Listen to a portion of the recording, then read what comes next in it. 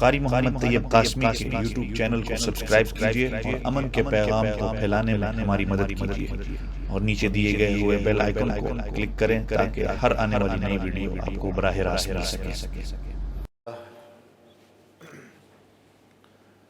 الحمد لله نحمده ونستعينه ونستغفره ونؤمن به ونتوكل عليه ونعوذ بالله من شرور أنفسنا ومن سيئات أعمالنا من يهده الله فلا مضل له ومن يضلله فلا هادي له وأشهد أن لا إله إلا الله وحده لا شريك له وأشهد أن سيدنا ومولانا محمدًا عبده ورسوله صلى الله عليه وعلى آله وأصحابه وبارك وسلم تسليمًا كثيرًا كثيرًا.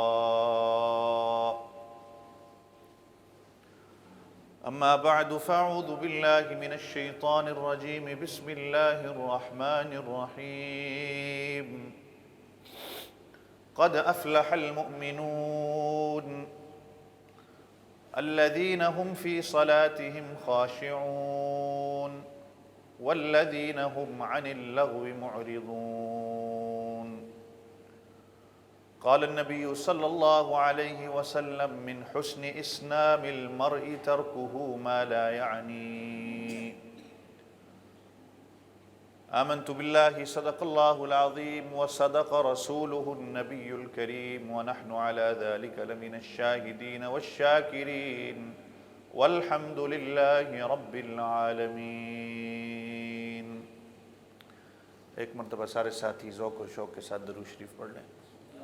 اللہم صل علی محمد النبی الأمی وعلی آلہ وأصحابہ وبارک وسلم تسلیما کثیرا کثیرا. تمام تعریفیں اللہ رب العزت کے لیے جو میرا آپ سب کا کل جہاں کا پالنے والا ہے. بے شمار بے حساب لا تعداد درود و سلام امام الانبیاء فخر دو عالم سید کائنات حضرت محمد الرسول اللہ سب کہہ دیں صلی اللہ علیہ وسلم کی ذات اقدس پر، آپ کے گھر والوں پر، آپ کی اولادوں پر اور آپ کے تمام صحابہ پر. گزشتہ کئی جمعوں سے آپ حضرات کے سامنے سورہ مومنون کی یہ آیتوں کا سلسلہ چل رہا ہے. دعا کیا کریں کہ اللہ تعالی ہمیں صحیح معنوں میں مومن بنا دے. اور یہ جتنی فہرستیں اللہ نے بتائی ہیں مومنین کی صفات کی، جو بیان کر دی گئی ہیں، جو آئیں گی، اللہ تعالیٰ اس پر ہمیں پورا اترنے کی توفیق عطا فرمائے.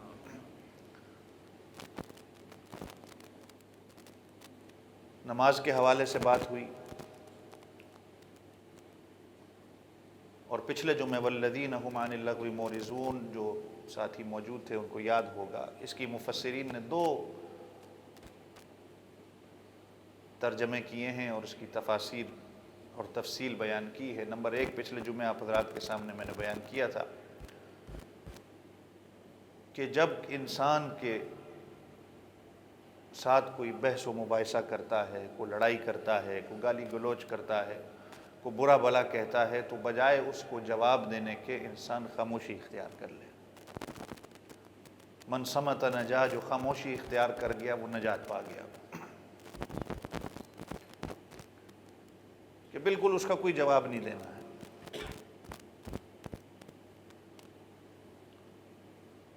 اور اس کی مثال میں نے آپ حضرات کے سامنے یہ دی تھی کہ یہ زندگی اللہ کی طرف سے جو ہمیں ملی ہے، یہ بڑی کوئی لمبی چوڑی زندگی نہیں ہے. اوقات زندگی قیمتی ہیں، کم ہیں، اور اس کم سے ہی ہم نے اپنے آپ کو بنانا ہے.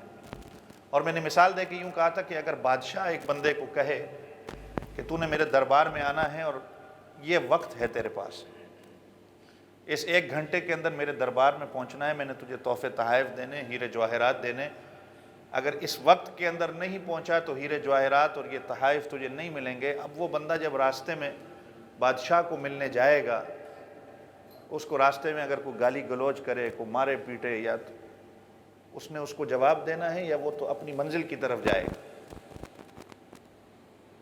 اس نے جواب تو نہیں دینا، اس کو پتہ ہے کہ میرے پاس وقت مختصر سا ہے، بادشاہ نے مجھے ہیرے جواہرات دینے، اگر میں اس کے ساتھ لڑائی کرنے لگ جاؤں، اس کو جواب دینے کے لیے میں کھڑا ہو جاؤں گا تو میرا وقت ضائع ہو جائے گا۔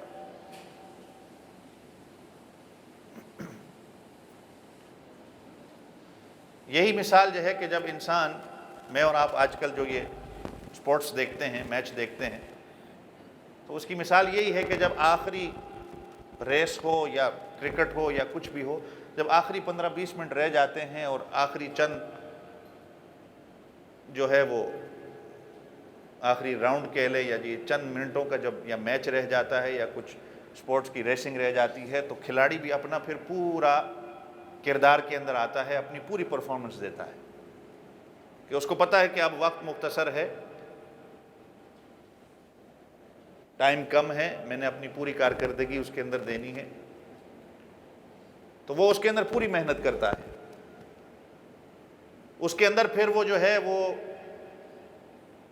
آرام سے کھیلنا یا آرام سے کھڑا ہونا یا فکر نہ کرنا، وہ اس کے اندر پھر وہ نظر نہیں آتا، یعنی لیزینس نہیں ہوتا۔ یا پھر ایک اور مثال میں آپ کو اور میری لیے، جو ہانگ کانگ میں رہنے والے ہیں، آج کل جو ہمیں ماشاءاللہ گورنمنٹ نے یہ $5000 کا جو واؤچر دیا ہے، اس کی بھی ایک وقت، اس کی ٹائمنگ ہے کہ یہ وہ دسمبر کی اینڈ تک یا نومبر کی اینڈ تک یا جب تک بھی ہے۔ اب ایک بندے کو پتہ ہے کہ یہ گورنمنٹ کی طرف سے مجھے ملا ہے، تو جب آخری اگر ایک بندے کو وقت نہیں ملا، مجھے آپ کو اگر کوئی چیز خریدنے کا وقت نہ ملا، 1-2 دن اگر رہ گئے ہوں، ایک بندہ اگر خریدنے کے لیے جائے اور پیچھے سے اگر اس کے ساتھ کوئی لڑائی جھگڑا کر دے، فلاں کر دے، ادھر پہنچ ادھر پہنچ، اس نے کہنا بھائی اس کا تھوڑا سا ٹائم رہ گیا ہے، میں پہلے اس کو مکمل کر لوں، ایسے ہی ہے۔ تو یہ اوقات زندگی جو اللہ نے ہمیں دی ہے، یہ بھی اسی طرح ہے، کب ہمارا جس طرح یہ واؤچر ایکسپائر ہو جائے، میں نے اور آپ نے بھی ایک دن ایکسپائر ہو جانا ہے، پتہ نہیں چلے گا۔ اور جب آنکھیں بند ہو جائیں گی، پھر انسان کو پتہ چلے گا کہ اس زندگی کی قدر و منزلت کیا تھی، کہ جس میں نے اتنا ٹائم ضائع کر دیا۔ دوسرا معنی اس کا یہی ہے، والذین ھم عن اللغو معرضون، جو لغویات اور فضولیات سے پرہیز کرتے ہیں۔ ایک چیز کا نہ دنیا کا فائدہ ہو نہ آخرت کا فائدہ ہو، اس کے اندر پڑھ کے کیا کرنا؟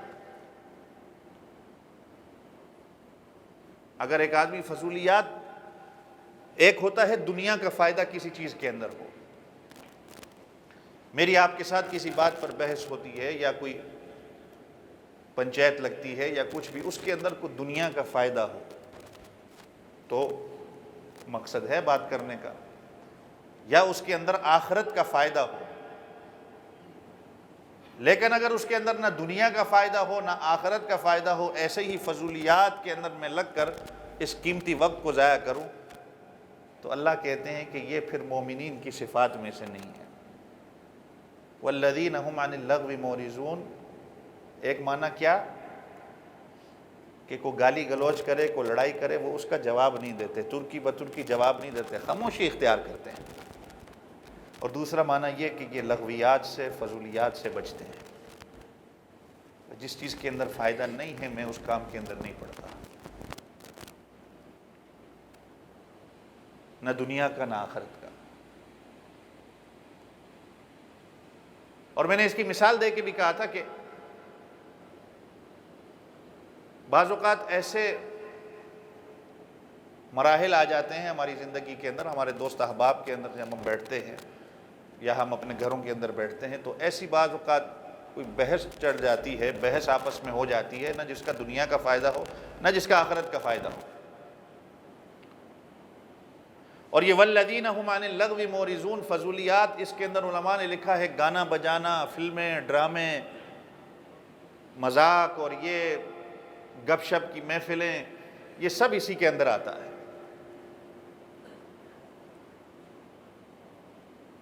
اس لیے کہ فلم ڈرامے کے لیے بھی تو اس کو کم سے کم 1 گھنٹہ 2 گھنٹہ چاہیے. وہ 1-2 گھنٹے کو جو ضائع کر رہا ہے، یہ وقت اللہ نے جو دیا ہے یہ بڑا قیمتی وقت ہے. اس وقت کے بارے میں آپ سے سوال ہوگا. آپ صلی اللہ علیہ وسلم نے کیا فرمایا کہ نعمتان مغبون فیہما کثیر من الناس الصحۃ والفراغ. 2 نعمتیں اللہ کی ایسی ہیں کہ جس کے بارے میں نے دیکھا ہے لوگ بڑی غفلت میں ہیں. ایک صحت اور ایک فارغ وقت. جب صحت انسان کی ڈاماڈول ہونے لگ جائے نا، اور جب وہ بیماری کے اس پنجرے کے اندر آ جائے، اور میں اور آپ تو ہانگ کانگ کے ماشاءاللہ پانی تو یہاں کا ہے ہی ایسا، ہر دوسرا بندہ جو ہے وہ جب ایک عمر کو کراس کرتا ہے وہ بیماریوں کے اندر مبتلا ہو جاتا ہے. پھر اس کو صحت کی قدر پتہ چلتی ہے کہ صحت کیا ہے. اور فارغ وقت، یہ بھی ہانگ کانگ کے میرے اور آپ کی جو ہے یہ فارغ وقت اگر ہمیں مل جائے، یہ بہت ہی اللہ کی بڑی غنیمت ہے. یہاں پر تو کسی کے پاس وقت ہی نہیں ہے. تو یہ 2 نعمتیں اللہ کی ایسی ہیں کہ یہ بڑی غفلت میں لوگ جس کی وجہ سے پڑے ہوئے ہیں. اور یہ وہی ہے والذین هم عن اللغو معرضون، کہ فضولیات کے اندر اپنے آپ کو لگانا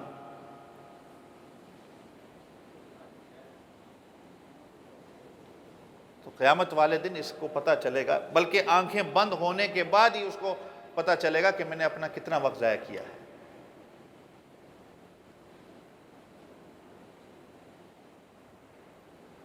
اور دین کے بارے میں بھی علماء یہ کہتے ہیں کہ جس چیز کے اندر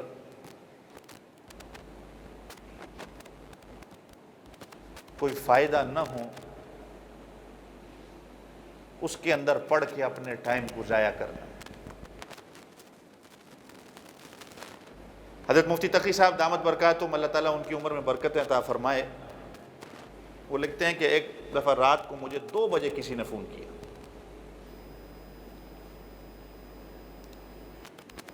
رات کے 2 بجے کسی نے فون کیا تو میں نے فون اٹھایا. وہی ایمرجنسی شاید کسی کی ہوگی. ایسے وقت پہ تو کسی کی وفات کی خبر ہوتی ہے یا کوئی اور پریشانی کی خبر ہوتی ہے. اب مفتی صاحب کہتے ہیں میں نے فون اٹھایا، وہ جاننے والا شخص تھا، وہ کہنے لگا حضرت ہماری دوستوں کی محفل میں آپس میں بحث ہو گئی، اصحاب کہف کا جو کتا تھا اس کا رنگ کیا تھا، یہ بحث ہو گئی. سفید رنگ کا تھا، کالے رنگ کا تھا، کیا اس کا رنگ تھا؟ تو میں نے سوچا کہ آپ بڑے مفتی صاحب ہیں تو تہجد کے لیے تو آپ اٹھے ہی ہوں گے، تو کیوں نہ مفتی صاحب کو فون کر کے پوچھ ہی لو. یہ بے ادبی ہوتی ہے. اگر اپنے کبھی انسان ہیں زندگی میں کبھی کوئی ایسا واقعہ آ جاتا ہے، کوئی عالم دین سے پہلے میسج کر کے وقت لے لیا جائے، پھر فون کی اجازت لی جائے کہ کیا میں آپ کو فون کر سکتا ہوں، آپ فارغ ہیں اس وقت؟ یا اگر وہ اپنے دفتر میں بھی بیٹھے ہوں ان سے جا کے پوچھیں. میں اپنی بات نہیں کر رہا، میں تو آپ کا دوست ہوں، بھائی ہوں، طالب علم ہوں، بڑے علماء کی بات کر رہا ہوں، بزرگوں کی بات کر رہا ہوں کہ وقت انسان ایسا نہیں کہ فون کر کے مسئلہ پوچھ لے. آپ اپنے وکیل کے ساتھ تو اس طرح نہیں کر سکتے. وکیل تو صرف آپ کو گائیڈنس کرنے کی بھی فیس لیتا ہے. آپ فون کر کے پوچھ لو کہ جی میرا یہ مسئلہ ہے، وہ آپ کو فون پہ کبھی بتائے گا کہ یہ جی ایسے ایسے کر لو؟ یا ڈاکٹر سے آپ فون پہ پوچھ لو کہ جی مجھے یہ مسئلہ ہو رہا ہے، ڈاکٹر کہے گا فلاں فلاں دوائی لے لو. بھائی پہلے میرے دفتر پہ آؤ گے، کنسلٹیشن فی الگ $1000 کی ہوگی، اس کے بعد جو ہے دوائی ہے اس کی الگ پرائس ہے. لیکن محلے کے امام صاحب اور مولوی صاحب جو ہیں وہ ان کو ایسا ماشاءاللہ سمجھا ہوا ہے کہ بس وہ جوتی پہنتے پہنتے. مولانا صاحب 2 مہینے پہلے میرے ساتھ ایک واقعہ ہوا، آپ آج نظر آ گئے تو میں نے کہا چلو میں آپ سے پوچھ لوں. اور ہم بھی خوشی کے مارے بتا دیتے ہیں، ایسی کوئی بات نہیں ہے، لیکن ایک ادب کو انسان سامنے رکھتے ہوئے. اب کیا تک بنتی تھی رات کے 2 بجے حضرت مفتی صاحب کو فون کر کے پوچھنا کہ یہ اصحاب کہف کے کتے کا رنگ کیا تھا. اب مفتی صاحب نے یہی بات کی کہ بھائی اگر اس کے کتے کا رنگ تجھے پتہ بھی چل جائے تو تیرے دنیا اور آخرت میں کیا فائدہ ہوگا؟ بھئی ایک بندہ آ کے پوچھتا ہے کہ فرعون کی والدہ کا نام کیا تھا، فرعون کے باپ کا نام کیا تھا، اس کا خاندان کون سا تھا؟ اگر تاریخوں سے ہم نکال کے بتا بھی دیں تو اس کا کیا فائدہ ہوگا؟ تو دین کے معاملے میں بھی ایسے، جس چیز کا فائدہ نہ ہو. تو امام ابو حنیفہ رحمۃ اللہ علیہ، ان سے ایک آدمی نے پوچھا کہ حضرت ایسے ہی ہڑبڑی کے اندر اور جلدی کے اندر کہ حضرت میں نہر میں نہانے جا رہا ہوں،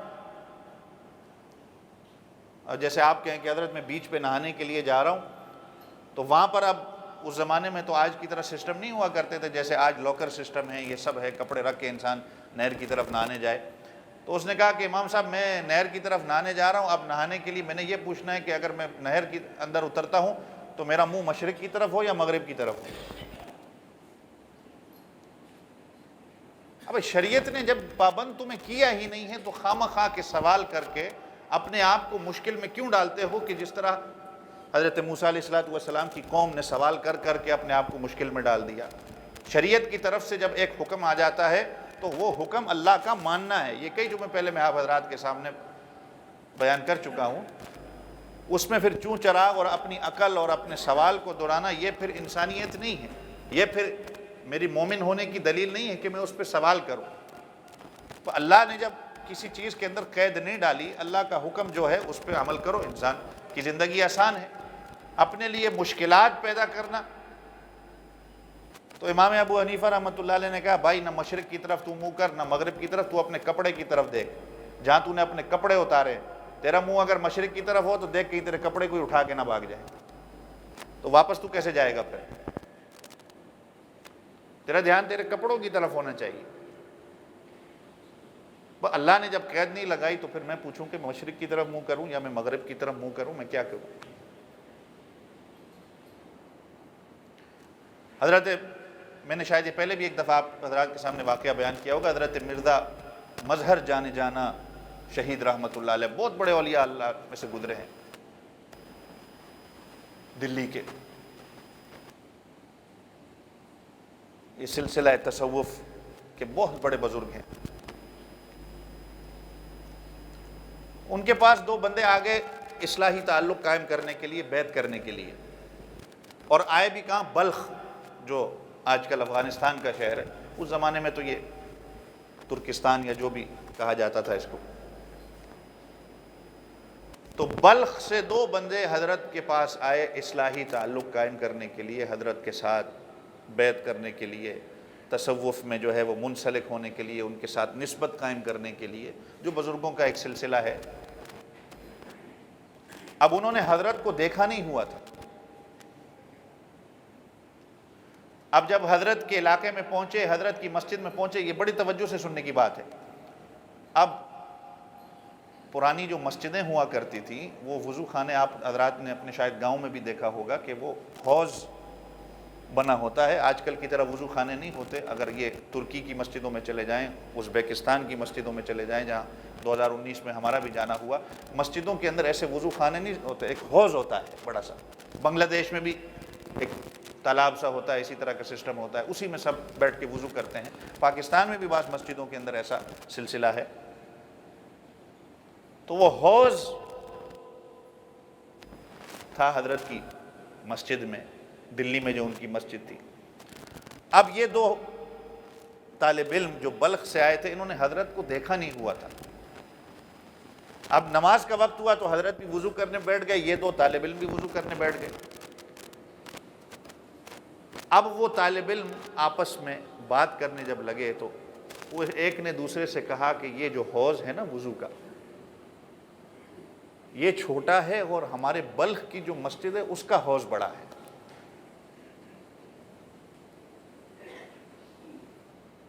دوسرا کہنے لگا نہیں، یہ والا بڑا ہے، وہ چھوٹا ہے. اب پہلے والا پھر کہنے لگا کہ نہیں یار میری تو بات مان کہ یہ والا بڑا ہے. اب دونوں کی آپس میں بحث ہو گئی. وہ کہے نہیں یہ بڑا ہے، دوسرا کہتا ہے نہیں یہ بڑا ہے. اب بحث اچھی خاصی ان کی ہوئی.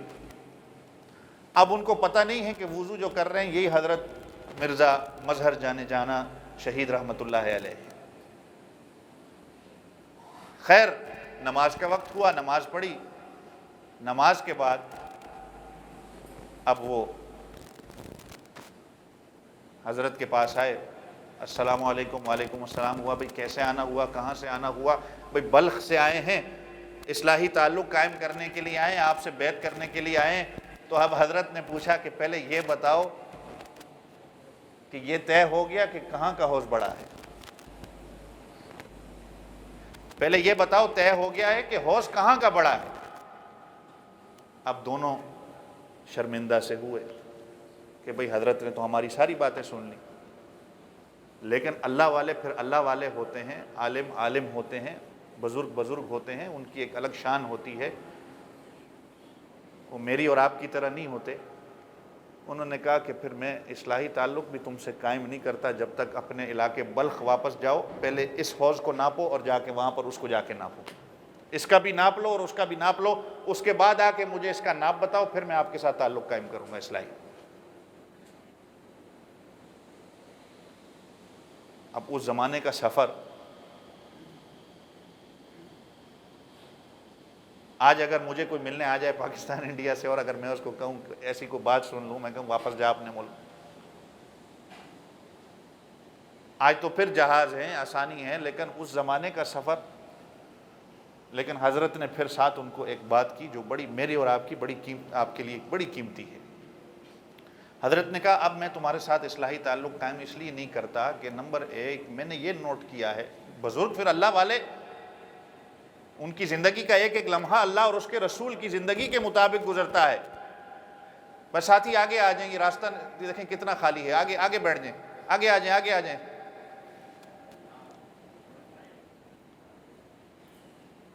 بڑا عجیب سا لگتا ہے، درمیان میں جگہ خالی ہوتی ہے، ساتھی جگہ کو پر کرے آگے آ جائیں. اور توجہ میری طرف رکھیں، یہ بڑی قیمتی باتیں ہیں. ہم بڑے اولیاء اللہ کے اور بزرگوں کے موتی نکال کے آپ حضرات کے لیے جمعے والے دن تیاری کر کے آتے ہیں. بس دعا کیا کریں کہ اللہ تعالی ہم سب کو عمل کرنے کی توفیق عطا فرمائے. تو خیر حضرت مرزا مظہر جانے جانا رحمۃ اللہ علیہ نے کہا کہ میں نے 2 باتیں نوٹ کی ہیں تمہاری. اب اللہ والوں کی بڑی شان ہوتی ہے، جب 2 بندے آپس میں بحث کر رہے ہوتے ہیں تو وہ بحث کا نتیجہ کوئی اللہ والا ہی نکال سکتا ہے اور بتا سکتا ہے کہ یہ بحث ہوئی کس وجہ سے اور اس کا مقصد پیچھے کیا ہے.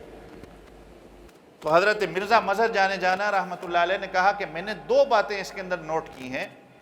ایک تو یہ کہ تمہارے اندر فضولیات ہے، یہ معنی ہے، یہ اسی کی تشریح میں کر رہا ہوں، والذین هم عن اللغو معرضون. یہ کیا ہے؟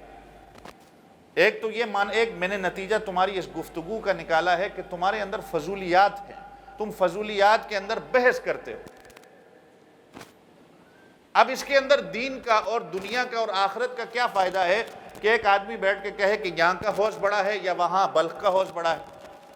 اب اگر وہاں کا بڑا ہو تو اس کے اندر کسی کا کوئی فائدہ ہوا،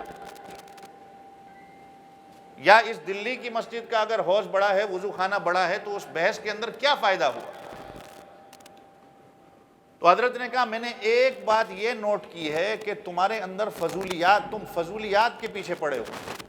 جو بندہ فضولیات کے پیچھے جب پڑتا ہے پھر وہ اپنے وقت کو برباد کرتا ہے، کیونکہ یہ زندگی اللہ کی طرف سے ملی ہے، یہ بڑی قیمتی ہے اور یہ چند دنوں کی زندگی ہے. اس چند دنوں کی زندگی کے اندر انسان اگر ایسے اعمال کرتا ہے کہ وہ اعمال اس کو ہو سکتا ہے جہنم کی طرف لے جائیں. 70 سال کا کافر شخص بھی مرتے وقت اگر کہہ دے اشہد ان لا الہ الا اللہ و اشہد ان محمد رسول اللہ، تو وہ ایک لمحہ اس کو جہنم سے نکالنے کے لیے فائدہ مند ہو جاتا ہے. 70-80 سال کی زندگی انسان گناہ میں گزارتا ہے، ایک دفعہ اللہ سے توبہ طائب ہوتا ہے، زبان سے توبہ کے الفاظ نکالتا ہے، اللہ کے سامنے گڑ گڑاتا ہے، وہ جہنم، حضور صلی اللہ علیہ وسلم نے فرمایا نا، بعض لوگ ایسے ہوں گے کہ جہنم ان کا فیصلہ ہو چکا ہوتا ہے لیکن وہ کام ایسا کرتے ہیں کہ ان کے لیے جہنم سے پھر جنت کا فیصلہ ہو جاتا ہے. اور بعض لوگ ایسے ہوتے ہیں کہ ان کی زندگی جنت کے کاموں میں گزر رہی ہوتی ہے، لیکن ایسا کوئی کام کر گزرتے ہیں کہ وہ جنت کے بجائے ان کے لیے جہنم کا فیصلہ ہو جاتا ہے۔ تو ایک چیز حضرت مرزا مظہر جان جانا رحمۃ اللہ علیہ نے کہا کہ تمہارے اندر میں نے یہ نوٹ کیا ہے کہ فضولیات ہے، تم فضولیات کے پیچھے پڑے ہو، یہ جو تمہاری بحث ہے نہ اس کا دنیا کا کوئی فائدہ نہ کوئی آخرت کا فائدہ، تو اس بحث کا کیا فائدہ ہوا؟ اور دوسری بات میں نے جو تمہارے اندر نوٹ کی ہے کہ تم بلا تحقیق بات کرتے ہو۔ کیا کرتے ہو؟ بلا تحقیق بات کرتے ہو۔ یہ میرے اور آپ کے لیے بہت بہت بڑا سبق ہے۔ اس کے اندر پتہ تجھے بھی نہیں، تو نے بھی اندازہ لگایا کہ یہ کتنا بڑا حوض ہے، تجھے بھی نہیں پتا کہ بلخ کا جو حوض ہے وہ کتنا بڑا ہے، تو نے اندازہ لگا کے بات کی۔ یہ بلا تحقیق کی بات کرنا حضور پاک صلی اللہ علیہ وسلم کا فرمان ہے، کفا بالمرء کذبا ان یحدث بکل ما سمع۔ انسان کے جھوٹے ہونے کے لیے اتنا ہی کافی ہے کہ وہ ہر سنی سنائی بات کو آگے پہنچا دے۔ یہ میرا اور آپ کا آج یہ شیوا بن چکا ہے، میں بھی آپ بھی، سنی سنائی بات یہاں سے سنی، کسی نے تحقیق نہیں کی اس بات کے اندر کتنی سچائی ہے، اور ہم نے آگے پہنچا دی۔ آج کے اس دور کے اندر کہا جائے تو فارورڈ کر دی۔ تحقیق کوئی بھی نہیں کرتا۔ تو ان دو وجوہات کو دیکھتے ہوئے حضرت نے کہا میں تمہارے ساتھ بیعت کرتا ہی نہیں ہوں، اب جاؤ پہلے وہاں سے اس حوض کو ناپ کے آؤ، یہاں سے اس حوض کو ناپو اور ادھر ناپ کے آؤ، پھر مجھے آ کے بتانا کہ کون سا حوض بڑا ہے، اس کے بعد میں تمہارے ساتھ اصلاحی تعلق قائم کرتا ہوں۔ یہ اللہ والے ہوتے تھے۔ بھائی اس کو سائلنٹ کر لیں بھائی۔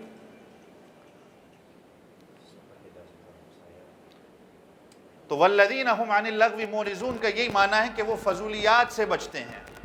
اور ایک اور جگہ اللہ فرماتے ہیں والذین لا یشہدون الزور واذا مروا باللغو مروا کراما، کہ جب کہیں بیہودہ بات ہوتی ہے نا، آپس میں کہیں کوئی لوگ بیہودہ بات کرتے ہیں یا کوئی جھوٹی گواہی دیتے ہیں، وَإِذَا مَرُّوا بِاللَّغْوِ مَرُّوا كِرَامًا، جو اچھے احسن انداز والے لوگ ہوتے ہیں نا، وہ احسن طریقے سے وہاں سے گزر جاتے ہیں، ان کی اس فضولیات میں اور اس بحث کے اندر وہ نہیں پڑتے۔ اور ایک اور جگہ فرمایا وَإِذَا سَمِعُوا اللَّغْوَ أَعْرَضُوا عَنْهُ وَقَالُوا لَنَا أَعْمَالُنَا وَلَكُمْ أَعْمَالُكُمْ سَلَامٌ عَلَيْكُمْ لَا نَبْتَغِي الْجَاهِلِينَ۔ یہ آپ کی زندگی کا سبق میں آپ کو بتا رہا ہوں، کیونکہ آج میری اور آپ کی زندگی گھریلو جھگڑے، آپس کے جھگڑے، یا ہماری پنچایت یا ہماری جو گپ شپ کی محفلوں کے اندر جو فضول ہماری بحثیں ہوتی ہیں، یہ اس کا پورا حل ہے۔ وَإِذَا سَمِعُوا اللَّغْوَ أَعْرَضُوا عَنْهُ وَقَالُوا لَنَا أَعْمَالُنَا وَلَكُمْ أَعْمَالُكُمْ سَلَامٌ عَلَيْكُمْ لَا نَبْتَغِي الْجَاهِلِينَ۔ جب کوئی لغو، یہ معنی پھر آگے نا وَإِذَا سَمِعُوا اللَّغْوَ، جب کوئی بندہ فضولیات کو سنتا ہے، آپس میں بیٹھے ہوئے کسی نے فضول بات کر دی، وَالَّذِينَ هُمْ عَنِ اللَّغْوِ مُعْرِضُونَ، پرہیز کرتے ہیں، اعراض کرتے ہیں، یا وَإِذَا سَمِعُوا اللَّغْوَ أَعْرَضُوا، کوئی فضولیات کوئی لغو چیز سنتے ہیں نا تو وہ اس سے پرہیز کرتے ہیں، اور ان کو کیا کہتے ہیں کہ بھائی لنا اعمالنا وَلَكُمْ أَعْمَالُكُمْ، میرے اعمال میری جگہ، تیرے اعمال تیری جگہ، سلام علیکم، السلام علیکم، لا نبتغی الجاہلین، وہ جاہلوں کے ساتھ بحث و مباحثے میں نہیں پڑتے، وہ جاہل کے ساتھ پھر بات نہیں کرتے، بھائی السلام علیکم، تیری بات ٹھیک ہے جی جزاک اللہ۔ کبھی کیا ہے ایسا؟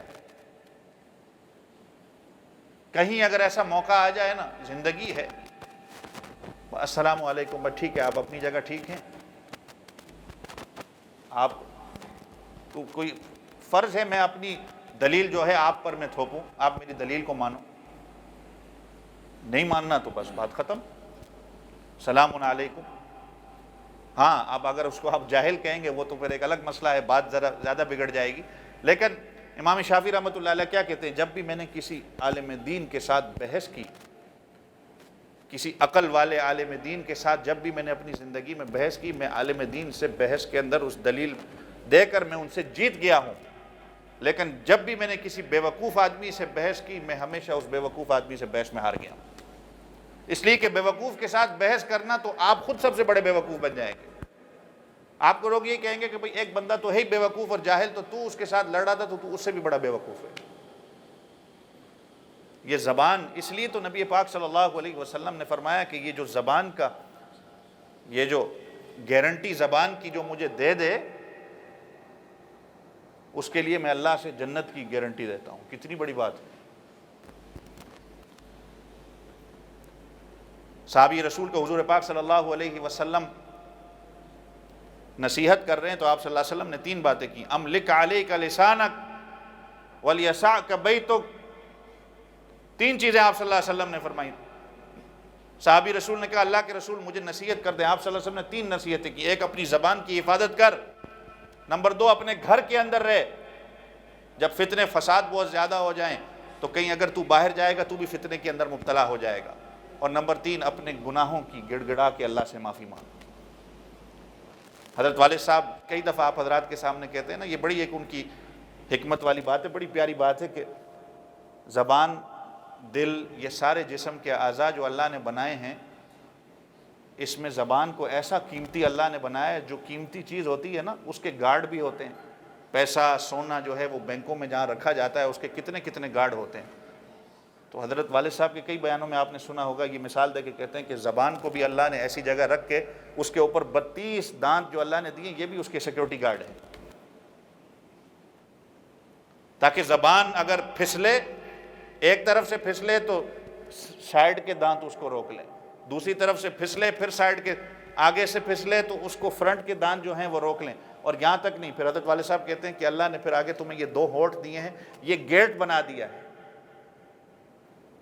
تاکہ کتنی دیکھو اللہ نے اس کی حفاظت کا ذمہ لیا ہے، تاکہ زبان سے کوئی فضول بات نہ نکلے۔ یہی بات ہے، یہی معنی ہے والذین هم عن اللغو معرضون، کہ فضولیات کے اندر وہ فضولیات سے بچتے ہیں، اعراض کرتے ہیں۔ اور دیکھیں یہی پھر مرزا مظہر جانے جانا رحمۃ اللہ علیہ نے ان کو کہا کہ جاؤ پہلے بلخ، یہاں سے پہلے اس حوض کا ناپ لو، پھر وہاں جا کے ناپ لو، جب ناپ لو گے اس کے بعد آؤ اور پھر میرے ساتھ اصلاحی تعلق قائم کر سکو گے، اس لیے کہ تم بحث، دنیا کی فضول بحثوں کے اندر تم پڑھتے ہو کہ جس کا کوئی فائدہ نہیں ہے۔ اور نمبر 2 یہی ہے کہ تمہاری بات بلا تحقیق کے، آج بندہ جب بحث کرتا ہے نا تو یہی 2 چیزیں ہوتی ہیں، ایک اس کے بات کی تحقیق نہیں ہوتی۔ ہر بندہ جو کہتا ہے میں نے تحقیق کی ہوئی ہے، بس میں نے جو پڑھا ہے وہ میں بہتر جانتا ہوں، باقی دنیا کا کوئی عالم جو ہے، وہ علماء جو ہیں وہ سارے جاہل ہیں، جو میں نے تحقیق کی ہے وہی ٹھیک ہے۔ اور دوسری بات، وہ جو بحث ہوتی ہے اس کا کوئی فائدہ نہ دنیا کا ہوتا ہے نہ آخرت کا ہوتا ہے۔ یاد رکھنا، قرآن کہتا ہے ما یلفظ من قول الا لدیہ رقیب عتید، زبان سے کوئی الفاظ نکلتا ہے ایک فرشتہ موجود ہوتا ہے جو اس کو لکھ لیتا ہے۔ اس لیے بڑی بندہ جب بات کرتا ہے تو پہلے سوچے، اس لیے تو ہماری زبان میں کہتے ہیں نا کہ پہلے تولو تو پھر بولو، یہی معنی ہے والذین هم عن اللغو معرضون کا۔ زبان، اسی زبان کی وجہ سے انسان یا تو جنت کا فیصلہ اس کے لیے ہوتا ہے، جیسے میں نے کہا 70 سال کا کافر اسی زبان سے جب اشہد ان لا الہ الا اللہ کہتا ہے تو اس کے لیے جنت کا فیصلہ ہو جاتا ہے۔ اور اگر 70 سال تک مسلمان رہنے والا بھی کفر پر جب مرتا ہے، زبان سے کفر کہتا ہے، تو اس کے لیے جہنم کا فیصلہ ہو جاتا ہے۔ یہ زبان ہے، یہ کنٹرول میں آ گئی تو سب چیزیں کنٹرول میں آ جاتی ہیں۔ میں آخری بات کہہ کے اپنی بات ختم کرتا ہوں۔ حضرت عبداللہ ابن مبارک رحمۃ اللہ علیہ، میں نے پچھلے جمعے بھی ان کا واقعہ بیان کیا تھا جب نماز کی میں بات کر رہا تھا۔ یہ بڑی قیمتی بات ہے، توجہ میں آپ کی چاہوں گا۔ حضرت عبداللہ ابن مبارک رحمۃ اللہ علیہ یہ بڑے محدث میں سے گزرے ہیں، حضرت امام ابو حنیفہ رحمۃ اللہ علیہ کے شاگرد ہیں۔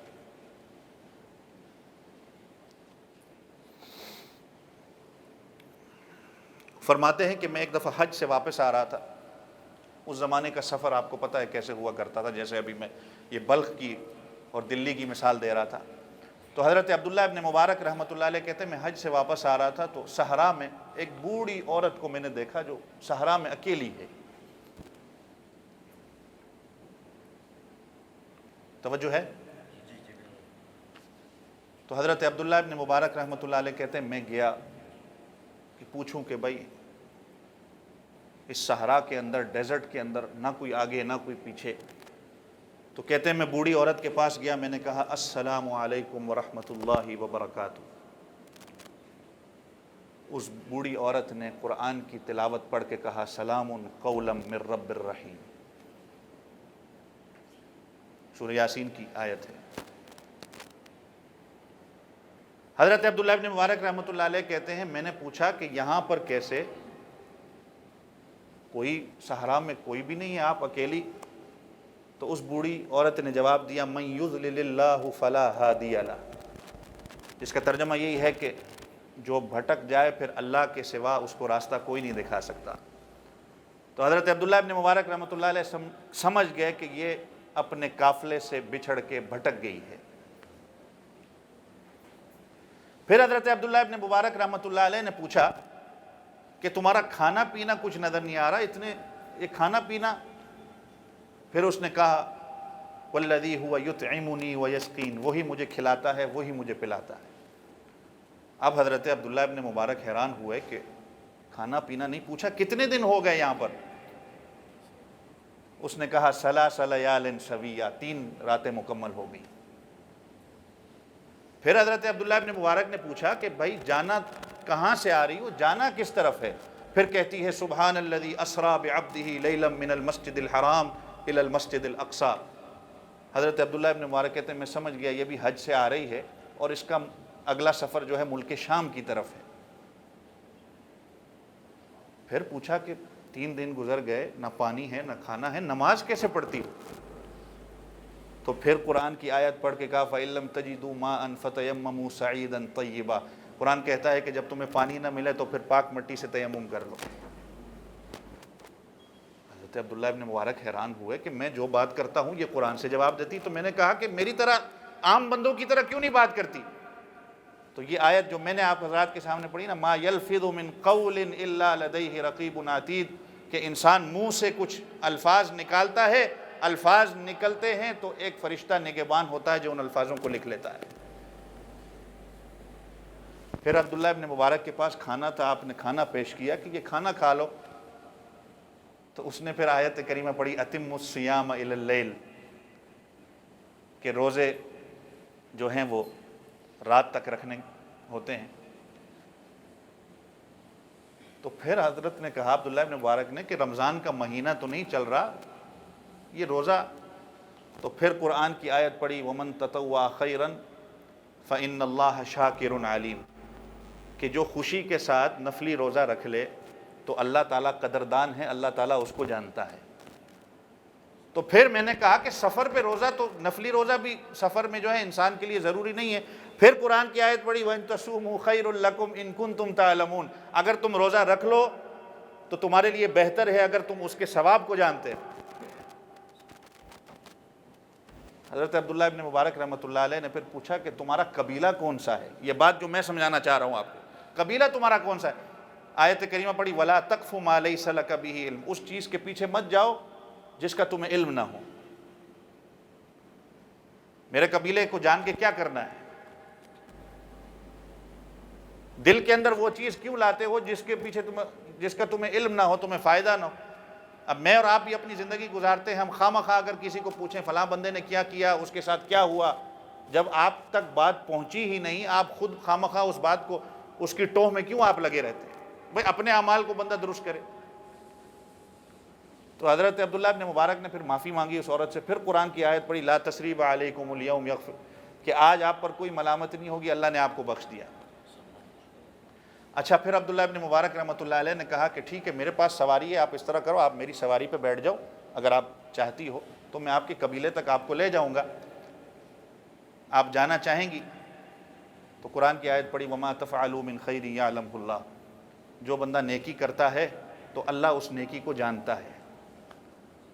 تو خیر اب حضرت عبداللہ ابن مبارک سمجھ گئے، آپ نے اپنے اونٹ کو جو ہے وہ سامنے کیا۔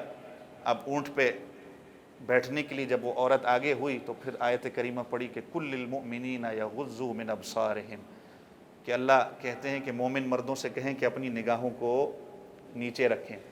تو حضرت عبداللہ ابن مبارک کہتے ہیں میں نے اپنی نگاہوں کو نیچے کیا۔ اب جب وہ عورت اس اونٹ پہ چڑھی بیٹھنے لگی تو اونٹنی، اب حضرات سارے بیٹھے ہوں گے گاؤں کے، آپ کو پتہ ہوگا اونٹنی بدکتی ہے، اس کے بیٹھنے کا اٹھنے کا طریقہ جو ہوتا ہے۔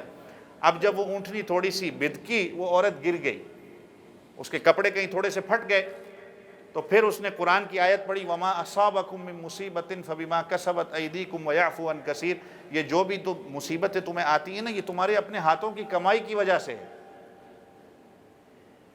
تو اب حضرت عبداللہ ابن مبارک نے کوئی بات نہیں کی، لیکن وہ سمجھ گئے ہو سکتا ہے یہ کہنا یہی چاہ رہی ہے کہ اونٹ کو جو ہے نا اپنے ہاتھوں سے صحیح طرح پکڑو۔ تو حضرت عبداللہ ابن مبارک نے پھر کہا آپ بیٹھیں اونٹ کو، میں اس کے گھٹنے کو باندھ دیتا ہوں اچھی طرح۔ حضرت عبداللہ ابن مبارک نے اس اونٹنی کو باندھا صحیح طریقے سے۔ اب وہ عورت جب چڑھنے لگی بیٹھی، اب سبحان الذی سخر لنا اس نے آیت پڑھی، تو حضرت عبداللہ ابن مبارک کہتے ہیں کہ اونٹ، آپ نے دیکھا ہوگا اونٹ ہم کس طرح لوگ چراتے ہیں تو اشعار پڑھتے ہیں، سیٹی بجاتے ہیں، یہ دبئی میں، شارجہ میں، یا پھر راجستھان کے یا پاکستان کے کچھ علاقوں میں جہاں پر سواری اونٹ کی ہوتی ہے تو وہ کس طرح اس کے سامنے شور مچاتے ہیں۔ تو حضرت عبداللہ ابن مبارک نے اونٹنی کی مہار کو تیزی سے جو ہے ہلایا اور وہ سیٹی وغیرہ جو بجانی تھی وہ بجائی۔ تو اس عورت نے پھر کہا کہ وقصد فی مشیک واغضض من صوتک، کہ درمیانہ روی اپنی چال چلن میں جو ہے نا درمیانہ روی اختیار کرو اور اپنی آواز کو دھیمے رکھو۔ یہ قرآن کی آیت ہے۔ جب انسان چلتا ہے نا تو اس کے چلنے کا انداز کہ تکبر سے نہیں چلے، طریقے سے چلے اور اپنی آوازوں کو اونچا نہ کرے۔ تو حضرت عبداللہ ابن مبارک سمجھ گئے یہ مجھے یہی کہنا چاہ رہی ہے، تو آپ نے اونٹ کو بھی آہستہ کر دیا اور آپ نے اپنی آواز کو بھی جو ہے وہ دھیمے کر دیا۔ تو پھر اس نے قرآن کی آیت پڑھی فَفَهَّمْنَاهَا سُلَيْمَانَ، کہ اللہ کہتے ہیں ہم نے سلیمان کو علم دیا، سمجھ دی۔ تو وہ سمجھ گئی کہ وہ حضرت عبداللہ ابن مبارک سمجھ گئی یہ مجھے یہ کہنا چاہ رہی ہے کہ اللہ نے تمہیں سمجھ دی ہے کہ تم میری بات سمجھ گئے۔ اب پھر حضرت عبداللہ ابن مبارک جب بیٹھتے ہیں، وہ بیٹھ گئی اور اونٹنی پہ چلتے ہیں، تو حضرت عبداللہ ابن مبارک نے پوچھ لیا بھئی تمہارا خاوند ہے؟ تو پھر قرآن کی آیت پڑھ کے کہا یا ایھا الذین آمنوا لا تسألوا عن اشیاء ان تبد لکم تسؤکم، ایمان والو وہ سوال نہ کیا کرو جن کا جواب اگر تمہیں مل جائے، تمہارے سامنے ظاہر کر دیا جائے تو تم ناگوار محسوس کرو۔ بات وہی آ جاتی جس چیز کا تمہارے جو ہے فائدہ نہیں ہے اس کی بات ہی نہ کرو۔ یہ آیت کریمہ جب نازل ہوئی نا تو آپ صلی اللہ علیہ وسلم حج کی بات بتا رہے تھے، تو ایک صحابی نے پوچھ لیا کہ کیا آیا حج ہر سال فرض ہے؟ تو آپ صلی اللہ علیہ وسلم نے ان کے سوال پہ ناراضگی محسوس کی کہ بھئی اللہ کی، جیسے میں شروع میں بات کر رہا تھا نا کہ اللہ کی طرف سے جب ایک حکم آ جاتا ہے پھر انسان اس میں چوں چراغ کرے، سوال کرے۔ آپ صلی اللہ علیہ وسلم کہتے ہیں اگر میں ہاں کا جواب دیتا تھا تمہارے لیے ہر سال حج فرض ہو جاتا، اور کتنی مشکل بات تھی۔ آپ صلی اللہ علیہ وسلم نے اس کو ناراضگی اختیار کی کہ اللہ کی طرف سے جو حکم آتا ہے اسی کی بات کو سنو، اس پر عمل کرو۔ تو حضرت عبداللہ ابن مبارک سمجھ گئے کہ اس کا خاوند جو ہے وہ فوت ہو چکا ہوگا، شاید اس لیے یہ ذکر نہیں کرنا چاہتی۔ تو حضرت عبداللہ ابن مبارک کہتے ہیں پھر میں خاموش ہو گیا، پورے سفر میں نے کوئی بات نہیں کی، حتیٰ کہ ایک قبیلہ آیا تو میں نے محسوس کیا کہ یہ اترنا چاہ رہی ہے کہ ہو سکتا ہے یہ اسی کا قبیلہ ہے۔ تو حضرت عبداللہ ابن مبارک نے پوچھا کہ یہاں پر تمہارا کوئی مال، کوئی جاننے والا ہو؟ تو اس عورت نے پھر کہا المال والبنون زینت الحیات الدنیا، مال اور اولاد جو ہے یہ اللہ نے دنیا کی زینت بنائی ہے۔ حضرت عبداللہ ابن مبارک سمجھ گئے کہ اس کا یہی قبیلہ ہے، یہی اس کا قافلہ ہے، اس کی اولاد بھی شاید یہی ہو۔ تو حضرت عبداللہ ابن مبارک نے پوچھ لیا کہ تیری اولاد اگر یہاں ہے تو وہ کرتی کیا ہے؟ تو پھر فرمایا وعلامات وبالنجم هم یہتدون، یہ جو ستارے اللہ نے بنائے ہیں نا یہ اللہ کی نشانیاں، اسی سے لوگ جو ہے وہ راستہ تلاش کرتے ہیں پرانے وقتوں میں۔ تو وہ سمجھ گئے کہ یہ قافلہ کے جو گائیڈ ہوتے ہیں نا، لوگوں کو گائیڈ کرنے والے، اس کی اولاد شاید وہ ہو۔ تو اب حضرت نے کہا کہ اپنی اولاد کا نام کیا ہے؟ تو قرآن کی آیت پڑھ کے کہتی ہے کہ واتخذ اللہ ابراہیم خلیلا وکلم اللہ موسیٰ تکلیما یا یحییٰ خذ الکتاب بقوہ۔ تو حضرت عبداللہ ابن مبارک سمجھ گئے کہ یہ بچوں کے نام ہیں موسیٰ، ابراہیم اور یحییٰ۔ تو حضرت عبداللہ ابن مبارک کہتے ہیں میں نے زور سے آواز لگائی یحییٰ، ابراہیم، موسیٰ۔ کہتے ہیں 3 خوبصورت نوجوان، کیا اللہ نے ان کو خوبصورتی دی تھی، وہ سامنے آئے تو میں سمجھ گیا یہ اس کی اولاد ہے، اپنی ماں سے ملے۔ تو ماں نے پھر قرآن کی آیت سورہ کاف میں جاتی ہے فَبَعَثُوا أَحَدَكُمْ بِوَرِقِكُمْ هَذِهِ إِلَى الْمَدِينَةِ فَلْيَنظُرْ أَيُّهَا أَزْكَىٰ طَعَامًا، پیسے دے کے، قرآن کی آیت جو سورہ کاف کا واقعہ ہے نا کہ وہ پیسے دے کے بھیجا کہ جا کے کھانا لے آؤ بازار سے، جب اس کو پتہ چلا کہ وہ سکہ پرانا ہے، خیر وہ لمبا واقعہ ہے۔ تو خیر وہ بچے اس کے چلے گئے اور کھانا لے کے آئے، حضرت عبداللہ ابن مبارک رحمۃ اللہ علیہ کے سامنے کھانا رکھا، پھر اس عورت نے قرآن کی آیت پڑھی کُلُوا وَاشْرَبُوا هَنِيئًا بِمَا أَسْلَفْتُمْ فِي الْأَيَّامِ الْخَالِيَةِ، جب میں اور آپ جنت میں چلے جائیں گے نا تو اللہ کہیں گے یہ کھاؤ اور پیو، یہ جو دنیا میں تم کرتے رہے ہو، جو تم نے کمایا ہے، یہ اس کا بدلہ ہے۔ تو وہی آیت کریمہ اس نے پڑھی کہ کھاؤ اور پیو، جو تم میرے ساتھ نیکی کرتے آئے ہو، یہ اس کا بدلہ ہے۔ اب حضرت عبداللہ مبارک کہتے ہیں کہ اب بس ہو گئی، اب میں نے ان کے بچوں سے، اس عورت کے بچوں سے کہا یہ کھانا میرے لیے حرام ہوگا جب تک تم مجھے بتاؤ گے نہیں کہ یہ ساری جو میرا سفر ہوا اس کی زبان سے اور کوئی بات نہیں نکلی، میں جو پوچھتا ہوں یہ قرآن کی آیت پڑھتی ہے۔ تو ان کے بچوں کی آنکھوں سے آنسو آ گئے، کہتے ہیں حضرت 40 سال ہو گئے ہماری ماں کو قرآن کے علاوہ اس نے کوئی اور بات نہیں کی، 40 سال زندگی کے گزر گئے، قرآن کے علاوہ اس ہماری والدہ کی منہ سے اور کوئی بات نکلی ہی نہیں کہ کہیں میں ایسی بات کر دوں کہ اللہ کی طرف سے میری پکڑ ہو جائے۔ یہ معنی ہے والذین هم عن اللغو معرضون، کچھ پلے پڑی ہے بات، یہ اس کی تفسیر ہے۔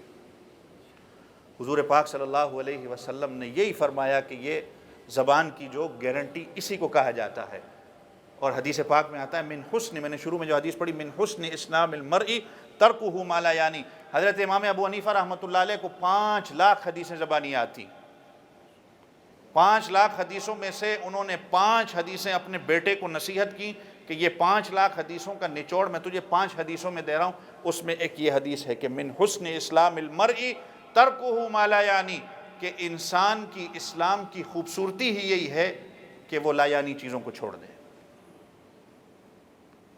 جس چیز کے اندر نہ اس کا دنیا کا فائدہ ہو نہ اس کی آخرت کا کوئی فائدہ ہو، اس چیز کے اندر پڑھ کے وہ اپنے اعمال کو ضائع نہ کرے۔ یہی معنی ہے والذین هم عن اللغو معرضون۔ ایک معنی پچھلا جمعہ میں نے کیا کہ ترکی بترکی جواب نہیں، خاموشی اختیار کر لو، گالی گلوچ جو دیتا ہے، خاندانی جھگڑے ہوتے ہیں، خاموشی اختیار کر لو۔ دوسرا معنی اس کا یہی ہے کہ فضولیات، جو فضولیات ہیں، یہ ہر چیز فضولیات کے اندر، گانا بجانا بھی علماء کہتے ہیں، ڈرامے، فلمیں، گپ شپ، اور یہ فضول بحث جو آج دین و دنیا کی، سیاست پہ، فلاں چیز پہ، نہ جس کا آپ کا فائدہ ہو، نہ آپ کی دنیا کا نہ آخرت کا، اس پہ بحث میں پڑھ کے، اور جو مثال میں نے آپ حضرات کے سامنے دی کہ حضرت مفتی تقی صاحب کو رات کو کسی نے فون کر کے یہ بات کی، تو بھائی اس کا کیا فائدہ ہوگا؟ اور امام ابو حنیفہ، بس جب اللہ نے ایک چیز کا قید لگائی ہی نہیں، یہودی کیا، اللہ نے سیدھا کہہ دیا کہ بھائی ایک گائے ذبح کر لو، حضرت موسیٰ علیہ السلام کی قوم کو بھائی گائے ذبح کر لو۔ اب انہوں نے اللہ سے پوچھا کہ گائے کا رنگ کیا ہو، اس کی عمر کیا ہو، مذکر مؤنث، سارا یہ جو فضولیات کے اندر پڑھ کے اللہ نے پھر اور قیدیں لگائی۔ اگر ایک شروع سے ہی وہ اللہ کی بات کو مان لیتے، جس طرح حضور پاک صلی اللہ علیہ وسلم نے ناراضگی کو اختیار کیا کہ بھائی اتنے سوال کیوں کرتے ہو، تو انہوں نے بھی پوچھا کہ کون سی گائے ہوں، اس کا رنگ کیا ہو، فلاں فلاں، تو اللہ نے بھی پھر کہہ دیا کہ زرد رنگ کی گائے ہوں، اور پھر زرد رنگ کی گائے کہاں سے ملتی تھی؟ اگر وہ شروع سے ہی اللہ کی بات کو مان کے گائے کو ذبح کر لیتے تو وہ سوال پہ سوال کیا، تو جس کا نہ دنیا کا فائدہ نہ آخرت کا فائدہ، تو اللہ نے پھر اور قید و بند لگا دی ان کے لیے۔ تو خیر اللہ تعالیٰ مجھے آپ سب کو عمل کرنے کی توفیق عطا فرمائے۔ یہ آیتیں جو ہیں یہ میرے اور آپ کے لیے یہ زندگی کا فیصلہ ہے ہمارا، یہ بڑی زندگی، چھوٹی ہماری زندگی ہے۔ جیسے میں نے شروع میں کہا نا کہ یہ مثال، جیسے میں نے دیکھے کہا کہ آج آپ کو گورنمنٹ نے جو ہے نا یہ کنزمپشن واؤچر جو دیا ہے $5000 کا، اس کی ایک وقت ہے، ایک مدت ہے، ایک وقت ختم ہو جائے گا، تو اس وقت میں جا کر اگر کوئی بندہ شاپنگ کرے نا، آپ اس کو $1,00,000 بھی دیں، $1,00,000 بھی دیں کہ میرے ساتھ آ کے بیٹھ، یہ کام ہے وہ کام ہے، وہ کہے گا یہ بھائی یہ پہلے میں یہ ایکسپائر ہو رہا ہے، میں پہلے اس کو یوز کر لوں، جو اللہ نے مجھے ابھی یہ وقت دیا، یہ چیز دی ہے، میں پہلے اس کو یوز کر لوں۔ یہ زندگی بھی بڑی قیمتی ہے۔ ایک دن میں نے اور آپ نے بھی اسی طرح واؤچر کی طرح ایکسپائر ہو جانا ہے، پتہ نہیں ہوگا، نام و نشان ہی نہیں ہوگا، نسیہ منسیہ ختم ہو جائیں گے، کوئی پوچھنے والا بھی نہیں ہوگا۔ تو یہ اوقات زندگی بڑی قیمتی ہے، والذین هم عن اللغو معرضون۔ کبھی گھر بیٹھ کے اس کی ترجمہ، اس کی تفسیر پڑھیں۔ فضولیات سے بچنا، یہ اس کا معنی ہے۔ فضولیات کو ترک کر دو، جس چیز کا نہ دنیا کا فائدہ ہے نہ آخرت کا کوئی فائدہ ہے، اس کے اندر بحث کر کے۔ اور قرآن کی آیتیں میں نے آپ حضرات کے سامنے کیا یہ 3 پڑھی، والذین هم عن اللغو معرضون والذین لا یشہدون الزور واذا مروا باللغو مروا کراما۔ کہیں آپ دیکھیں لوگ بحث کر رہے ہیں تو احسن طریقہ انسان کا یہ ہے وہ کنارہ کشی اختیار کر لے۔ اور تیسرا، وَإِذَا سَمِعُوا اللَّغْوَ أَعْرَضُوا عَنْهُ وَقَالُوا لَنَا أَعْمَالُنَا وَلَكُمْ أَعْمَالُكُمْ سَلَامٌ عَلَيْكُمْ لَا نَبْتَغِي الْجَاهِلِينَ۔ کوئی فضولیات سنو، اس سے اعراض کر دو اور کہو بھئی تیرا اعمال تیری جگہ، میرے اعمال میری جگہ، السلام علیکم۔ وہ مومنین کی صفت ہے یہ کہ پھر جاہلوں سے وہ بحث و مباحثہ نہیں کرتے۔ آپ کی بات اپنی جگہ، میری بات اپنی جگہ، ٹھیک ہے، جزاک اللہ خیر، بس اپنا راستہ اختیار کر لیں۔ انسان بحث سے بھی بچ جائے گا، غیبت سے بھی بچ جائے گا، گالی گلوچ سے بھی بچ جائے گا، اور جہاں دنیا کے جتنے معاملات ہیں، گھر کے ہیں، باہر کے ہیں، آپ کتنے گناہوں سے بچ جائیں گے۔ اللہ تعالیٰ مجھے آپ سب کو عمل کرنے کی توفیق عطا فرمائے۔ وآخر دعوانا الحمدللہ رب العالمین۔